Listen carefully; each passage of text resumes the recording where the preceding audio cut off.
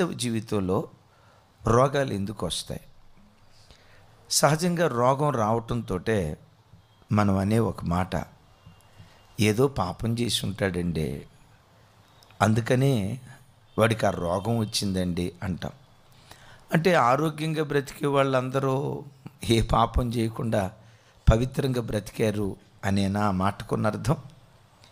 ఏదో పాపం చేసి ఉంటాడండి, అందుకని అట్లాంటి మాయదారి రోగం వాడికి వచ్చింది అని చాలాసార్లు టకామని మనుషులు త్వరగా తీర్పు తీర్చడానికి ప్రయత్నం చేస్తారు. బైబిల్లో మీరు అందరూ ఎరిగిన ఒక మాట, ఒకడు పుట్టినప్పటి నుండి అంటే పుట్టుకతోనే గుడ్డివాడిగా పుట్టారు. యోహాను సువార్త 9వ అధ్యాయం. ఆ గుడ్డివాడిని యేసు ప్రభు వారి దగ్గరికి తీసుకొచ్చి, బోధకుడా, వీడు గుడ్డివాడిగా పుట్టడానికి వీడు పాపం చేశాడా, వీరి తల్లిదండ్రులు పాపం చేశారా అంటారు. అంటే గుడ్డితనంతో పుట్టిన వాళ్ళందరూ పాపం చేసినందువల్ల గుడ్డివాళ్ళుగా పుట్టారనే వాళ్ళు అడిగిన మాట చూడండి. వీడు గుడ్డివాడిగా పుట్టడానికి వీడు పాపం చేశాడా, వీరి తల్లిదండ్రులు పాపం చేశారా అన్నారు. వాళ్ళు అడిగిన ప్రశ్నలో మొదటి మాట చూడండి, వీడు పాపం చేశాడా అన్నారు. వాడు తల్లి కడుపులో నుంచి వచ్చేటప్పుడే గుడ్డివాడిగా వస్తే ఇంకా వాడు పాపం చేయటానికి అవకాశం ఎక్కడా? నా మాట అర్థమైందా తమ్ముడు, చెల్లి? నా మాట అర్థమైందా? వాడు ఒకవేళ పాపం చేస్తే తల్లి కడుపులో నుంచి బయటకు వచ్చిన తర్వాత పాపం చేశాడు కాబట్టి సరే, వాళ్ళు అన్న మాట ఓకే అనుకుందాం. వాడు తల్లి కడుపులో నుంచి వచ్చేటప్పుడే గుడ్డోడిగా వచ్చాడు కదా, ఇంకా బిడ్డ పాపం చేసింది ఎక్కడ? అందుకని నేను అంటా, క్రైస్తవ జన్మ ఎవరిని చూసి కూడా ఏదో పాపం చేసి ఉంటాడు అందుకని వీడికి రోగం వచ్చింది, ఇలాంటి బుద్ధిహీనపు మాట ఎప్పుడు మన నోట రాకూడదు. అసలు పరిశుద్ధ గ్రంథమైన బైబిల్ ఆధారం ప్రకారం మనుషునికి ఎందుకు వ్యాధులు వస్తాయి? 9 కారణాలు. ఈ 9 కారణాలే మాస్టర్ పీస్ కాదు, దీనికి మించి కొన్ని కారణాలు ఉన్నాయి. కానీ ఇవన్నీ చెప్పుకుంటూ వస్తే అది చాలా పెద్ద సబ్జెక్ట్ అయిపోతుంది. అయితే ఉన్న నిర్ణీత కాల వ్యవధిలో మనుషులకు ఎందుకు రోగాలు వస్తాయో చెప్తాను. రోగం వచ్చిన ప్రతివాడు పాపం చేసినందువల్లే రోగం వచ్చింది అనే మాట ఇక మీదట ఎప్పుడూ ఎన్నడూ మీ నోట రాకుండా జాగ్రత్తగా చూసుకోండి. ఎందుకు అని అంటే, బైబిల్లో ఇప్పుడు మనం చదువుకున్నాం కదా, త్రోఫిము రోగి ఆయను, రైట్?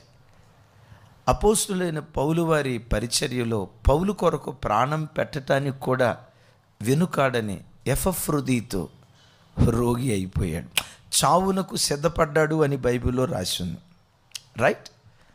అపోస్తులైన పౌలు వారికి ప్రియమైన శిష్యుడు ఉన్నారు. అఫ్కోర్స్ అందరూ ప్రియమైన వాళ్ళే, కానీ ఆ శిష్యుడిని పిలుచుకునేటప్పుడు నా కుమారుడా, నా నిజ కుమారుడా, దైవజనుడా, భలే పిలుచుకుంటాడు. ఎవరై ఉండొచ్చు గెస్ట్ చేయండి, కింద కామెంట్ బాక్స్లో రాయండి. ఎవరై ఉండొచ్చు? Yes, Timothy. నీ కడుపులో జబ్బు నిమిత్తం కొంచెం ద్రాక్షారసం తీసుకో అని అంటాడు కదా. అసలు అక్కడ దాకా ఎందుకండి? 2 ఖండాలు కదిలించిన అపోస్తులైన పౌలు వారే రోగంతో బాధపడుతూ సేవ చేశాడు. వీళ్ళు భక్తులు కాదా? దైవజనమా వింటున్నారా? వీరు భక్తులు కాదా? మరి భక్తులైతే ఎందుకు రోగులయ్యారు? ఇంకో మాట చెప్పమంటారా? 2 అభిషేకంతో దేవుని సేవ చేసిన ఎలీషా ప్రవక్త మరణకరమైన వ్యాధితో తాను చనిపోయినట్లుగా బైబిల్లో చూస్తున్నాం కదా. అడుగుదాం, ఎలీషా ప్రవక్త నువ్వెందుకు మరణకరమైన వ్యాధి వచ్చింది అయ్యా నీకు? ఓహో, ఏదో పాపం చేసి ఉంటావు అని అందామా? ఫైర్ బ్రాండ్ అండే, ఏలియా ప్రవక్త దగ్గర శిష్యరేకం చేసినోడండే కాదా? అలాంటి గొప్ప దైవ సేవకుడికి మరణకరమైన వ్యాధి ఏంటిది? పాపం చేశాడని అందామా? నో. మానవ జీవితంలో వ్యాధులు రోగాలు రావటానికి కారణం, మొదటి కారణం చెప్తాను. ఆ పుట్టు గుడ్డివాడి దగ్గర మనం వింటాం కదా, ఇతడు గుడ్డోడిగా పుట్టడానికి ఇతడు పాపం చేశాడా, ఇతని తల్లిదండ్రులు పాపం చేశారా అని అంటే ప్రభువారు అక్కడ అంటారు, దేవుని క్రియలు ప్రత్యక్షపరచబడటానికే వీడు వ్యాధిగ్రస్తుడయ్యాడు, వీడు గుడ్డివాడిగా పుట్టాడు అంటాడు. మొదటి కారణం, అనేక మంది భక్తుల జీవితాల్లో దేవుడు వ్యాధిని అనుమతించేది ఆయన మహిమ కొరకే వ్యాధిని అనుమతిస్తాడు. ఇలాంటి ఉదాహరణలు ఎన్నో చెప్పొచ్చు. మెట్టుకు 2 చెప్తాను. ఒకటి, ఆ పుట్టుగుడ్డివాడు యోహాను సువార్త 9వ అధ్యాయంలో రాయబడిన ఆ పుట్టుగుడ్డివాడి గురించి ఇదే మాట రాసి ఉంటుంది. ఒక అధ్యాయం గడిచిన తర్వాత 11వ అధ్యాయంలో లాజరు ఉన్నాడే, చూడండి ఆ మాట. యోహాను సువార్త, అందరూ మీ బైబిల్ తెరిచి చూడండి. యోహాను సువార్త 11వ అధ్యాయం 3-4 వచనాలు చూడండి ఆ మాట. 11వ అధ్యాయం 3-4 వచనాలు. అతని అక్క చెల్లెండ్రు, ప్రభువా, ఇదిగో నీవు ప్రేమించువాడు రోగి అయి ఉన్నాడని ఆయన యొద్దకు వర్తమానము పంపిరి. యేసు అది విని, ఈ వ్యాధి మరణము కొరకు వచ్చింది కాదు గాని దేవుని కుమారుడు దాని వలన మహిమపరచబడినట్లు దేవుని మహిమ కొరకే వచ్చినదనెను. విన్నారా? ఎవరు లాజరు? తాగుబోతా? ఎవరు లాజరు? తిరిగిపోతా? ఎవరు లాజరు?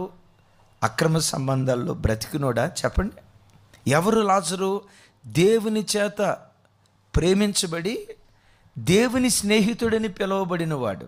యేసయ్య అంటారు కదా, మన స్నేహితుడైన లాజరు నిద్రించుచున్నాడు అంటాడు. లాజరును పట్టుకొని దేవుడు ఏమన్నారు? మన స్నేహితుడైన లాజరు. చెప్పాలంటే బైబిల్ అంతట్లో దేవుని స్నేహితులని పిలువబడిన వారు 2, ఇంకొంచెం చెప్పాలంటే 3. దేవుని స్నేహితులని పిలువబడిన వారిలో మొదటివాడు అబ్రహాం, రెండవవాడు చెప్పుకోవాల్సి వస్తే దైవజనుడైన మోషే, మూడోవాడు ఖచ్చితంగా లాజరు. దేవుని స్నేహితుడని పిలువబడిన లాజరు, రైట్, దేవుని చేత ప్రేమించబడిన లాజరు రోగి అయ్యాడు. బిడ్డ, నువ్వు దేవుని చేత ప్రేమించబడుతున్న మనుషులం కదా, ఇది ప్రకృతి సంబంధమైన శరీరం కదా, వ్యాధులు వస్తాయి. దేవునితో స్నేహం చేసే వ్యక్తిగా నువ్వు బ్రతుకుతున్నా వ్యాధులు వస్తాయి. అయితే లాజరుకి ఎందుకు వ్యాధి వచ్చిందట? దేవుని కుమారుడు మహిమపరచబడటానికి ఆ వ్యాధిని దేవుడు అనుమతించాడు.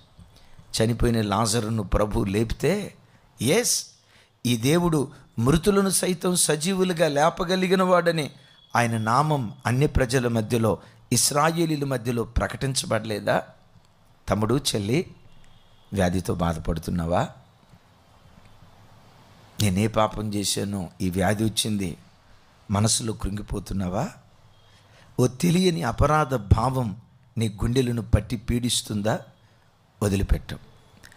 దేవుడు నీకు అనుమతించిన ఈ వ్యాధి ద్వారా దేవుడు మహిమపరచబడాలని కోరుకుంటున్నాడు.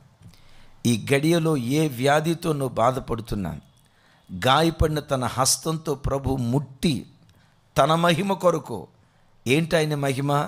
ఈ దేవుడు స్వస్థపరిచే దేవుడు, ఈ దేవుడు బాగు చేసే దేవుడు, ఈ దేవుడు ఆరోగ్య ప్రదాత, ఎస్, ఈ దేవుడు పరమవైద్యుడు అని నీ ద్వారా ఆయన నామం మహిమపరచబడటానికి కొందరి జీవితాల్లో వ్యాధులు దేవుడు అనుమతిస్తాడు. అయితే సుమి, అందరి జీవితాల్లో ఈ కారణమే కాదు, కొందరి జీవితాల్లో ఆయన మహిమ కొరకు వ్యాధులు అనుమతిస్తాడు. రెండో మాట చెప్పమంటారా?